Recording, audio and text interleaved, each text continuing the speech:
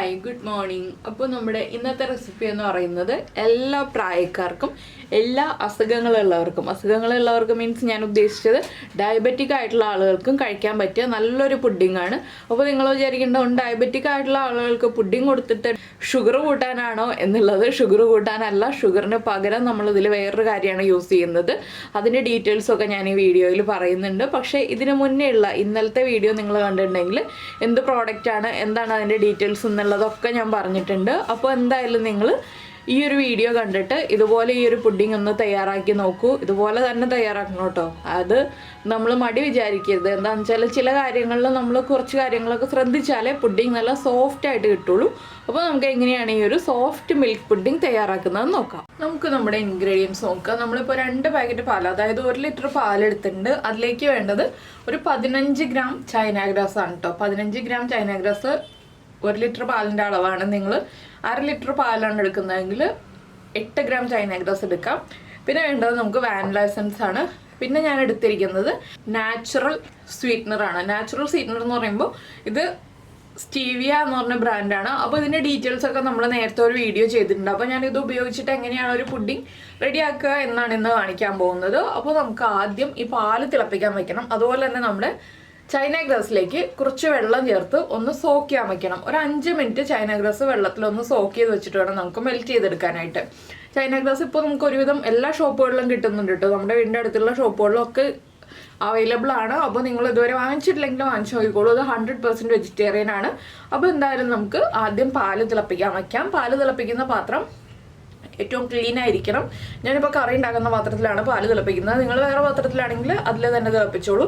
പിന്നെ നമുക്ക് വേണ്ടത് കുറച്ച് ബട്ടറാണ്. ബട്ടർ എന്തിനാണെന്ന് വെച്ചിട്ടുണ്ടെങ്കിൽ നമ്മൾ ഏത് ബൗളിലാണോ നമ്മുടെ പുഡിംഗ് സെറ്റ് ചെയ്യുന്നത് ആ ബൗളിലൊന്ന് അപ്ലൈ ചെയ്ത് കൊടുക്കാൻ വേണ്ടിയിട്ടാണ് ബട്ടർ വേണ്ടത്. അത് ബട്ടറിന് ഓരോ നെയ്യായാലും കുഴപ്പമില്ല, പക്ഷേ കൂടുതൽ ബെറ്റർ ബട്ടറാണ്, അതുകൊണ്ട് പറഞ്ഞു എന്നേ ഉള്ളൂ. അപ്പോൾ നമുക്ക് ഇതൊന്ന് തിളപ്പിക്കാൻ വയ്ക്കാം പാല്. അപ്പോൾ നമ്മളിപ്പോൾ പാല് തിളപ്പിക്കാൻ വെച്ചിട്ടുണ്ട്. പാല് തിളപ്പിക്കാൻ വയ്ക്കുമ്പോൾ പാലിലേക്ക് ഒന്നും ചേർക്കേണ്ട ആവശ്യമില്ല. ജസ്റ്റ് ഒന്ന് തിളച്ച് ഒന്ന് കുറുകി വരണം, ചെറുതായിട്ടൊന്ന് കുറുകി വരണം. എന്താണെന്ന് വെച്ചാൽ കുറുകാതെയും നമുക്ക് ഈ ഒരു പുഡിംഗ് ഉണ്ടാക്കാം. കുറുകിയിട്ട് ഉണ്ടാക്കുമ്പോൾ ടേസ്റ്റ് കൂടുതലാണ്. പിന്നെ നിങ്ങൾക്കത് ഗാർണിഷ് ചെയ്യാനായിട്ട് ആൽമണ്ട്സോ പിസ്തയോ അതുപോലെ തന്നെ കാഷ്യൂനട്ടോ എന്തെങ്കിലുമൊക്കെ യൂസ് ചെയ്യാം. നമ്മുടെ കയ്യിലുള്ള നട്ട്സ് ഏത് വേണമെങ്കിലും യൂസ് ചെയ്യാം. ഞാനിപ്പോൾ ആൽമണ്ട്സും അതുപോലെ തന്നെ ചെറിയും യൂസ് ചെയ്തിട്ടാണ് ഡെക്കറേറ്റ് ചെയ്യാൻ പോകുന്നത്. അതൊക്കെ നമുക്ക് പുഡിംഗ് റെഡി ആയി കഴിഞ്ഞിട്ടുള്ള കാര്യം. ചൈന ഗ്രാസ് യൂസ് ചെയ്തിട്ട് നമ്മൾ പുഡിംഗ് ഉണ്ടാക്കുമ്പോൾ ഒരു ഗുണം എന്താണെന്ന് വെച്ചാൽ നമുക്ക് റൂം ടെമ്പറേച്ചറിൽ തന്നെ സെറ്റായി കിട്ടും. അതിനുശേഷം ജസ്റ്റ് ഒന്ന് തണുപ്പിച്ചിട്ട് നമുക്ക് കഴിക്കാവുന്നതേ ഉള്ളൂ. അല്ലാതെ നമ്മൾ ഫ്രിഡ്ജിൽ വെച്ച് തണുപ്പിച്ചെടുക്കേണ്ട ആവശ്യമില്ല. ജസ്റ്റ് റൂം ടെമ്പറേച്ചറിൽ വയ്ക്കുക. അതൊന്ന് തണുത്ത് കഴിയുമ്പോൾ ഒരു 10 മിനിറ്റോ 15 മിനിറ്റോ ഫ്രിഡ്ജിൽ വയ്ക്കുക, അല്ലെങ്കിൽ അരമണിക്കൂർ ഫ്രിഡ്ജിൽ വയ്ക്കുക. അതിനുശേഷം നമുക്കെടുത്ത് കഴിക്കാവുന്നതാണ്. ഒരുപാട് തണുത്തത് കഴിക്കുന്നതിനേക്കാൾ നല്ലത് ചെറിയൊരു തണുപ്പോടുകൂടി കഴിക്കാം. പിന്നെ നമ്മൾ ഇളക്കാൻ എടുക്കുന്ന സ്പാറ്റില ആണെങ്കിലും സ്പൂൺ ആണെങ്കിലും എന്താണെങ്കിലും നമ്മൾ കറി ഇളക്കുന്നതായിരിക്കരുത്. അത് പ്രത്യേകം ശ്രദ്ധിക്കുക. പാല് തിളപ്പിക്കുമ്പോൾ അത് പ്രത്യേകം ശ്രദ്ധിക്കേണ്ടതാണ്. അപ്പോൾ നമ്മുടെ പാലൊന്ന് തിളച്ച് വരട്ടെ. ഞാൻ ചൈന ഗ്രാസ് ഒന്ന് സോക്ക് ചെയ്ത് വയ്ക്കട്ടെ. ഇപ്പോൾ നമ്മുടെ പാല് നന്നായിട്ട് തിളച്ച് വന്നിട്ടുണ്ട്. ഞാൻ ചെറിയ ഫ്ലെയിമിൽ വെച്ചിരിക്കുകയാണ്. ഈ സമയത്താണ് നമ്മുടെ സ്വീറ്റ്നർ നമ്മൾ ആഡ് ചെയ്ത് കൊടുക്കുന്നത്. ചൈന ഗ്രാസ് തിളച്ചുകൊണ്ടിരിക്കുന്നേ ഉള്ളൂ. അപ്പോൾ നമുക്ക് എത്ര മധുരം വേണം എന്നുള്ളതനുസരിച്ച് നമ്മുടെ സ്വീറ്റ്നർ നമുക്ക് ആഡ് ചെയ്ത് കൊടുക്കാം. ഒരുപാട് മധുരം വേണ്ട എന്നുള്ളവർക്ക് മീഡിയം മധുരത്തിൽ നിർത്താം കേട്ടോ. നമ്മുടെ പാലിൻ്റെ മധുരം നമ്മളൊന്ന് ടേസ്റ്റ് ചെയ്ത് നോക്കുക. നന്നായിട്ടൊന്ന് ഇളക്കി മിക്സ് ചെയ്തതിന് ശേഷം നമ്മൾ പഞ്ചസാര ചേർക്കുന്ന അത്രയും ഒന്നും ചേർക്കേണ്ട ആവശ്യമില്ല. അപ്പോൾ ചൈന ഗ്രാസ് മെൽറ്റായി തുടങ്ങുമ്പോൾ ചെറിയ ഫ്ലെയിമിൽ വെച്ചിട്ട് നമ്മളൊന്ന് മെൽറ്റ് ചെയ്തെടുക്കുക കേട്ടോ. ഹൈ ഫ്ലെയിമിൽ വെക്കണ്ട. ഇപ്പോൾ രണ്ടിൻ്റെയും ചൂട് ഏകദേശം ഒരുപോലെ ആവാൻ വേണ്ടിയിട്ടാണ് നമ്മളിതുപോലെ ഒരേ സമയം രണ്ടും ഒരുമിച്ച് ചെയ്യുന്നത്.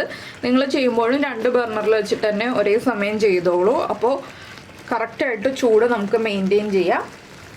ചൈന ഗ്രാസൊക്കെ കറക്റ്റായിട്ട് മെൽറ്റ് ആയിട്ടുണ്ട്. നമ്മളിനി ചൈന ഗ്രാസ് ചേർക്കുമ്പോൾ അരിച്ച് ചേർക്കണം. അരിക്കാതെ ചേർത്തിട്ടുണ്ടെങ്കിൽ പെർഫെക്റ്റ് ആവില്ല. അരിച്ച് ചേർത്താലേ പെർഫെക്റ്റ് ആവുള്ളൂ.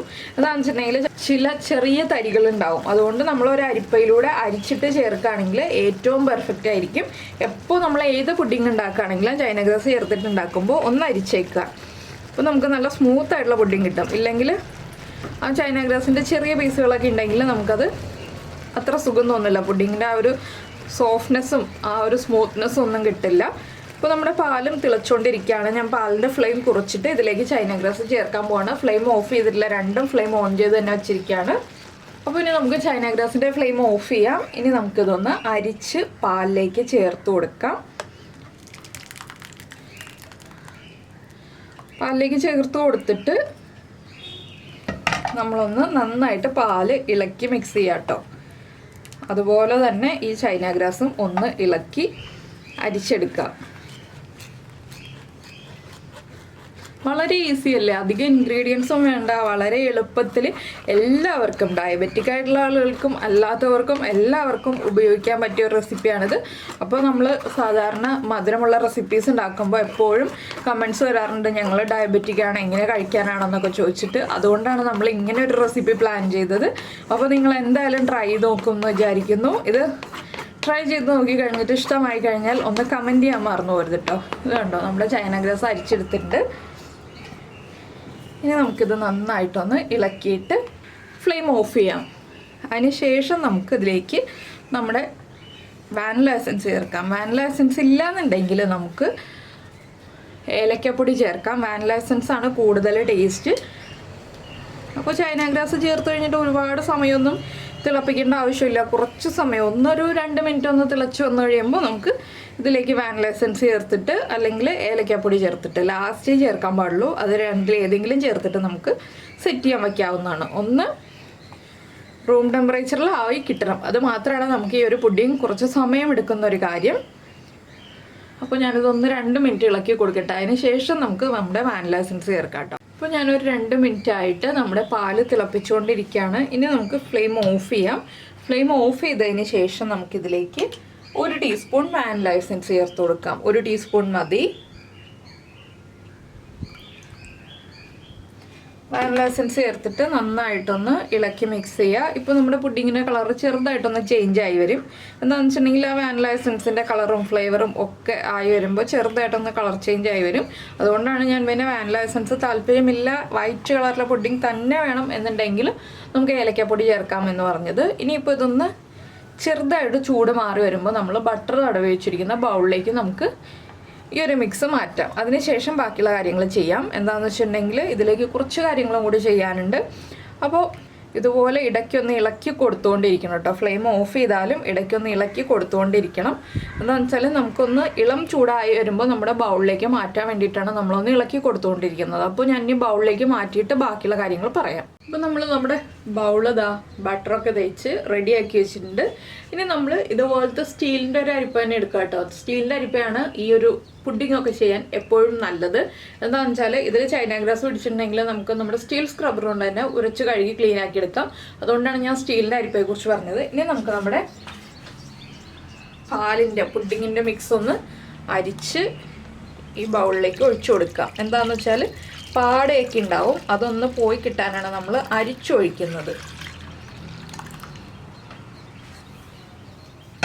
അരിച്ചൊഴിച്ചാലാണ് നല്ല സ്മൂത്ത് ആയിട്ടുള്ള പുഡിംഗ് ആയിട്ട് കിട്ടുക.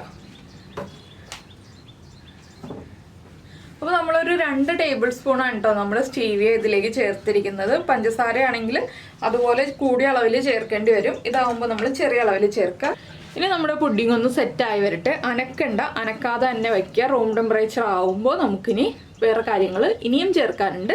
അത് ഓപ്ഷണലാണ്. നിങ്ങൾക്ക് ഇഷ്ടമുള്ള രീതിയിൽ ഞാൻ നേരത്തെ പറഞ്ഞതുപോലെ ഗാർണിഷ് ചെയ്യാം. കാഷ്നട്ട് നെയ്യിൽ ഫ്രൈ ചെയ്തിട്ട് ചേർക്കാൻ വേണമെന്നുണ്ടെങ്കിൽ, ഇല്ലെങ്കിൽ ആൽമണ്ട്സ് ചേർക്കാം, പിസ്ത ചേർക്കാം, ചെറി ചേർക്കാം, അങ്ങനെ ഏത് വേണമെങ്കിലും ചേർക്കാം. നമുക്ക് കാണാൻ ഭംഗിയുള്ള ഒരു പുഡിങ്ങായി സെറ്റായി കിട്ടാൻ ആവശ്യമായിട്ടുള്ള കാര്യങ്ങൾ ചേർക്കുക. അപ്പോൾ ഇത് ആദ്യം സെറ്റായി തുടങ്ങട്ടെ. അതിനുശേഷം നമുക്ക് ചേർക്കാനുള്ള കാര്യങ്ങൾ ചേർക്കാം. കുറച്ച് സമയം 1-2 മണിക്കൂർ കഴിഞ്ഞിട്ടേ നമ്മൾ ഫ്രിഡ്ജിലേക്ക് വെക്കുള്ളൂ. ഇപ്പോൾ തന്നെ ഫ്രിഡ്ജിലേക്ക് വെക്കില്ല. ഫ്രീസറിൽ വെക്കേണ്ട ആവശ്യമില്ല കേട്ടോ. ഫ്രീസറിൽ വെച്ച് സെറ്റ് ചെയ്യേണ്ട ആവശ്യമില്ല. റൂം ടെമ്പറേച്ചറിൽ ഇരുന്ന് സെറ്റായി കറക്റ്റായി കഴിഞ്ഞിട്ടേ നമ്മൾ ഫ്രിഡ്ജിൻ്റെ തട്ടിൽ വെച്ചിട്ട് ഒന്ന് തണുപ്പിച്ചെടുക്കുള്ളൂ. അപ്പോൾ ഇതൊന്ന് ചൂട് മാറി വരട്ടെ. ഇപ്പോൾ നമ്മുടെ പുഡിംഗ് ഹാഫ് സെറ്റായി കഴിഞ്ഞു. നമ്മളിതുപോലെ ഇത് കണ്ടോ, ടച്ച് ചെയ്യുകയാണെങ്കിൽ സെറ്റായി തുടങ്ങിയിട്ടുണ്ട്. ഇനി നമുക്കിതിലേക്ക് എന്തൊക്കെയാണോ വെച്ച് കൊടുക്കേണ്ടത് അത് നമ്മുടെ ഇഷ്ടത്തിനനുസരിച്ച് വെച്ച് കൊടുക്കുക. ഞാനിപ്പോൾ ചെറിയാണ് വെച്ച് കൊടുക്കുന്നത്. ഒരുപാട് പ്രസ് ചെയ്തൊന്നും വെച്ച് കൊടുക്കരുത് കേട്ടോ. ജസ്റ്റ് ഒന്ന് ഇതുപോലെ വെച്ച് കൊടുക്കുക. ഒരു 1/4 ഭാഗം സെറ്റായി കഴിയുമ്പോൾ നമ്മളിതുപോലെ തൊട്ട് കഴിയുമ്പോൾ നമ്മുടെ വിരൽ നനയുന്നില്ല, വിരലിലേക്കൊന്നും ആവുന്നില്ല എന്നുണ്ടെങ്കിൽ നമുക്ക് ഇതുപോലെ ഗാർണിഷ് ചെയ്യാനുള്ള കാര്യങ്ങളൊക്കെ വെച്ച് കൊടുക്കാവുന്നതാണ്. ഇനി നമുക്ക് ആൽമണ്ട്സും കൂടി വെച്ച് കൊടുക്കാം. ആൽമണ്ട്സ് വിതറി കൊടുക്കുകയായിരിക്കും കൂടുതൽ എളുപ്പം എന്ന് എനിക്ക് തോന്നുന്നു. അപ്പോൾ നിങ്ങൾക്ക് നിങ്ങളുടെ സൗകര്യം അനുസരിച്ച് എന്താണെന്ന് വെച്ചാൽ ചെയ്യാം. ഞാനിപ്പോൾ ജസ്റ്റ് ഇതുപോലെ അവിടെ ഇവിടെയൊക്കെ ആയിട്ട് കുറച്ച് ഇട്ട് കൊടുക്കുന്നുണ്ട്. ഇനി നമുക്ക് ഇതിൻ്റെ നടുഭാഗത്ത് ഒരു ചെറിയും കൂടി വെച്ച് കൊടുക്കാം. ഏകദേശം നടുഭാഗം കണക്കാക്കി ഒരു ചെറിയും കൂടി വെച്ചിട്ടുണ്ട്. അപ്പോൾ ഇനി ഇത് ഒന്നുകൂടി ചൂട് മാറി കഴിയുമ്പോൾ നമുക്ക് എടുത്ത് ഫ്രിഡ്ജിൽ വയ്ക്കാം. ഞാനിപ്പോൾ ഇത് വൈകുന്നേരമാണ് ഉണ്ടാക്കുന്നത്, അതുകൊണ്ട് തന്നെ ഇന്ന് കട്ട് ചെയ്യുന്നില്ല, നാളെ കട്ട് ചെയ്യുന്നുള്ളൂ. അപ്പോൾ നിങ്ങൾക്ക് രാവിലെ ഉണ്ടാക്കി വെച്ചിട്ട് വൈകിട്ട് കട്ട് ചെയ്യാം, ഇല്ലെങ്കിൽ ഒരു 2 മണിക്കൂർ മുന്നേ ഫ്രിഡ്ജിൽ വെച്ചിട്ട് 2 മണിക്കൂർ കഴിയുമ്പോൾ കട്ട് ചെയ്യാം. ഇപ്പോൾ ഇതാ ചൂടൊക്കെ നന്നായിട്ട് കുറഞ്ഞു വന്നിട്ടുണ്ട്. ഒന്നുകൂടി ഒന്ന് ചൂട് മാറി വരുമ്പോൾ ഞാനെടുത്ത് ഫ്രിഡ്ജിലേക്ക് വയ്ക്കും. ഫ്രിഡ്ജിൽ വയ്ക്കുമ്പോൾ എപ്പോഴും അടച്ചു വയ്ക്കണം. എന്താണെന്ന് വെച്ചാൽ പുഡിങ്ങിലേക്ക് നമ്മുടെ ഫ്രിഡ്ജിലുള്ള കറികളോ അല്ലെങ്കിൽ നമ്മളിപ്പോൾ സവോളയോ ഉള്ളിയോ എന്തെങ്കിലും എടുത്ത് വെച്ചിട്ടുണ്ടെങ്കിൽ ഫ്രിഡ്ജിൽ ഇരിക്കുന്ന സാധനങ്ങളുടെ ആ ഒരു സ്മെല്ല് പുഡിങ് വേഗം അബ്സോർബ് ചെയ്യും. പെട്ടെന്ന് തന്നെ പുഡിങ്ങിന് അത് ക്യാച്ച് ചെയ്യാൻ പറ്റും. അതുകൊണ്ടാണ് നമ്മൾ പുഡിങ് എപ്പോഴും അടച്ചു വെക്കണം എന്ന് പറയുന്നത്. പുഡിങ് എന്നല്ല, എല്ലാ സാധനങ്ങളും ഫ്രിഡ്ജിൽ നമ്മൾ അടച്ചാണ് വെക്കുക. എങ്കിലും ഞാൻ അറിയാത്ത ആരെങ്കിലും ഉണ്ടെങ്കിൽ ഒന്ന് അറിഞ്ഞിരിക്കട്ടെ എന്ന് വിചാരിച്ച് പറഞ്ഞതേ ഉള്ളൂ. ചിലപ്പോൾ പുതിയതായിട്ട് കുക്ക് ചെയ്യുന്ന കുട്ടികൾക്കൊക്കെ ചിലപ്പോൾ അറിയണം എന്നില്ല. അതുകൊണ്ട് നിങ്ങൾ എന്ത് വയ്ക്കുമ്പോഴും അടച്ചു വയ്ക്കുക. പുഡിങ് ആണെങ്കിൽ പ്രത്യേകിച്ചും അടച്ചു വയ്ക്കുക. ഒരു ക്ലിങ് ഫിലിം വെച്ചിട്ട് അടച്ചു വയ്ക്കുകയാണെങ്കിൽ ഏറ്റവും പെർഫെക്റ്റ് ആയിരിക്കും. എന്താണെന്ന് വെച്ചിട്ടുണ്ടെങ്കിൽ ഒട്ടും തന്നെ സ്മെല്ലോ ഒന്നും നമ്മുടെ പുഡിങ്ങിലേക്ക് പിടിക്കില്ല, അല്ലെങ്കിൽ പുഡിങ്ങിൻ്റെ ഫ്ലേവർ മാറിപ്പോവും. അതുകൊണ്ടാണ്. അപ്പോൾ ഇനി ഇത് ചൂട് മാറിയിട്ട് ഞാനെടുത്ത് ഫ്രിഡ്ജിൽ വെച്ചിട്ട് നാളെ നമുക്ക് ഇപ്പോൾ നമ്മുടെ പുഡിങ് നമ്മളിതാ തലേ ദിവസം സെറ്റ് ചെയ്യാൻ വെച്ചു വൈകിട്ട്. ഇതിപ്പോൾ അടുത്ത ദിവസം ഉച്ചയ്ക്കാണ് കേട്ടോ ഞാൻ എടുക്കുന്നത്. അപ്പോൾ നന്നായിട്ട് തണുത്ത് റെഡി ആയി വന്നിട്ടുണ്ട്. നിങ്ങൾക്ക് ഇളം തണുപ്പ് മതിയെന്നുണ്ടെങ്കിൽ ഞാൻ പറഞ്ഞതുപോലെ 2 മണിക്കൂർ കഴിയുമ്പോൾ എടുക്കുക, ഇല്ലെങ്കിൽ ഇതുപോലെ അടുത്ത ദിവസം എടുക്കുക. അതൊക്കെ നിങ്ങളുടെ ഇഷ്ടം, എപ്പോൾ വേണം എന്നുള്ളത്. ഇനി നമുക്ക് കട്ട് ചെയ്ത് സെർവ് ചെയ്യാം.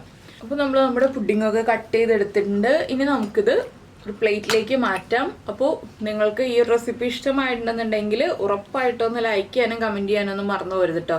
അതുപോലെ നമ്മുടെ ചാനൽ ആദ്യമായിട്ട് കാണുകയാണെങ്കിൽ നമ്മുടെ വീഡിയോ പ്രസൻറ്റ് ചെയ്യുന്ന രീതിയൊക്കെ ഇഷ്ടമായിരുന്നുണ്ടെങ്കിൽ നമ്മുടെ ചാനലൊന്ന് സബ്സ്ക്രൈബ് ചെയ്ത് സപ്പോർട്ട് ചെയ്യണേ. ഇത് കണ്ടോ, നല്ല സൂപ്പർ സോഫ്റ്റ് ആയിട്ടുള്ള പുഡിങ് റെഡി ആയിട്ടുണ്ട്. അപ്പോൾ നമുക്ക് നമ്മുടെ അടുത്ത റെസിപ്പിയുമായിട്ട് അടുത്ത ദിവസം വീണ്ടും കാണാം.